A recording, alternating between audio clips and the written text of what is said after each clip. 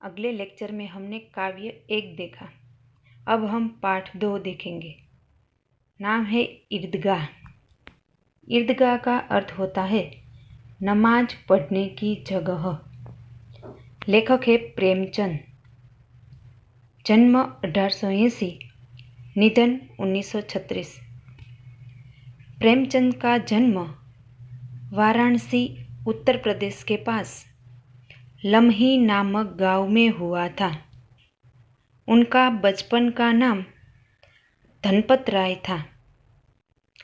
आरंभ में वे नवाब राय उपनाम से उर्दू में लिखते थे।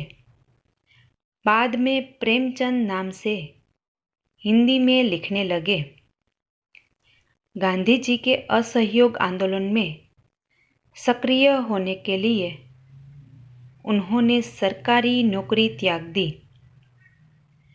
गोदान प्रेमचंद का सर्वश्रेष्ठ उपन्यास है। ये था लेखक परिचय। अब हम इस कहानी का सार समझेंगे।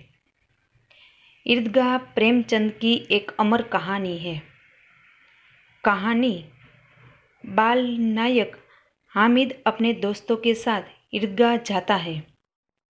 जब अन्य बच्चे खिलौने और मिठाई खरीदते हैं और हामिद अपनी सहज इच्छाओं का दमन करके अपनी दादी अमीना के लिए चिमटा खरीदता है।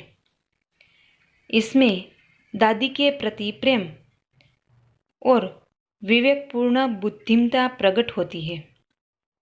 पाठकगण बालक हामिद के त्याग, सद्भाव और विवेक को देखकर भाव विभोर हो जाते हैं। अब हम इस कहानी को विस्तार से देखेंगे।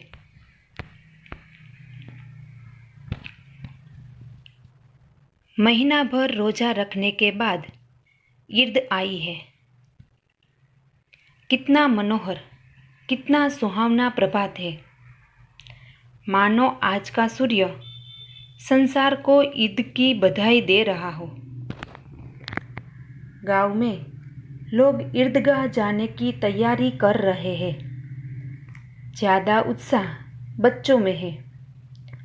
महमूद, मोहसिन,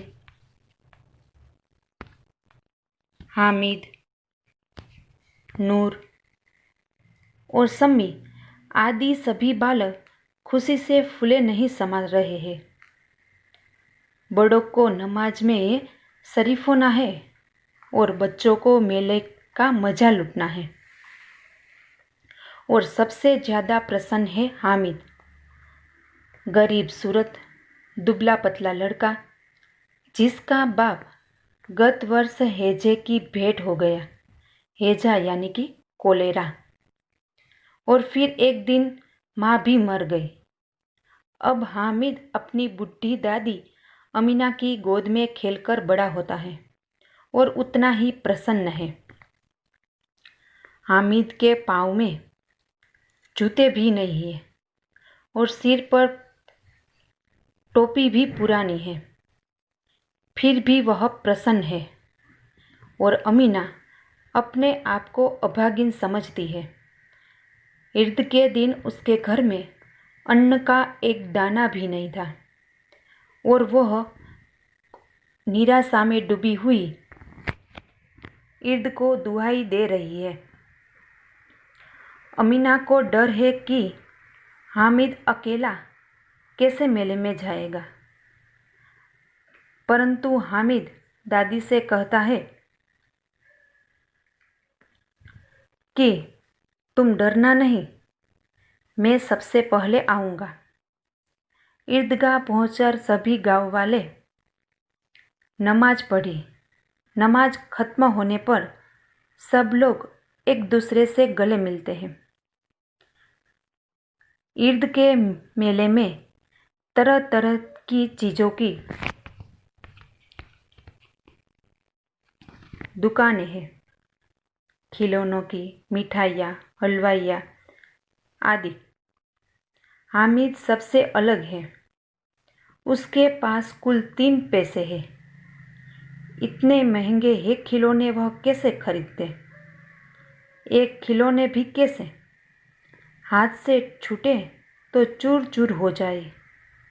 ऐसे खिलौने लेकर वह क्या करेगा? वह मिठाई भी नहीं खरीद सकता। तभी हामिद को एकाएक अपनी ही दादी का ख्याल आता है। दादी के पास चिमटा नहीं है। अब हम इस कहानी को अगले लेक्चर में समझेंगे। Thank you.